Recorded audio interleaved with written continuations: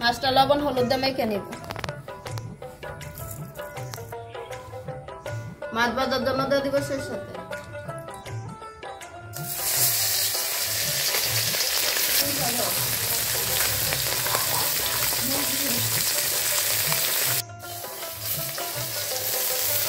মাছটা ভাজা হয়ে গেছে, এখন উঠে নিব।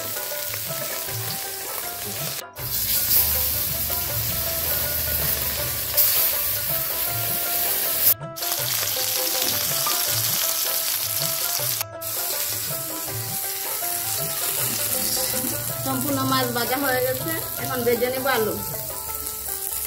সিদ্ধ করা আলুটা এখন ভেজে নেব। দিয়ে দেব অল্প করে লবণ, হলুদ গুঁড়ো,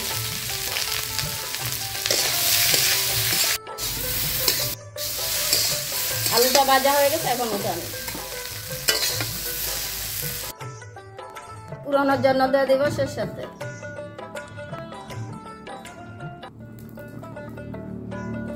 পুরনে দিয়ে দিব একটা তেজপাতা ছিঁড়ে, দিয়ে দিব পেঁয়াজটা ভাজা হয়ে গেছে, কেটে রাখা বেগুনটা এখন দিয়ে দিব। দিয়ে দিব স্বাদ মতো লবণ,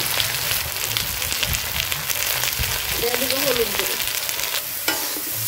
বেগুনটাও ভাজা হয়ে গেছে, এখন ভেজে রাখা আলুটা দিয়ে দিব।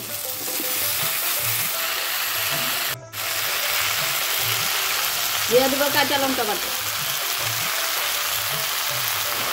আর জিরা বাটা।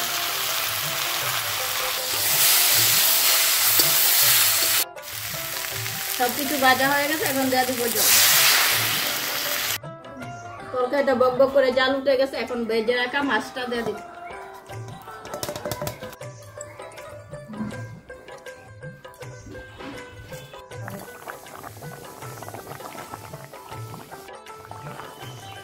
তরকারিটা হয়ে গেছে, এখন নামিয়ে নিব।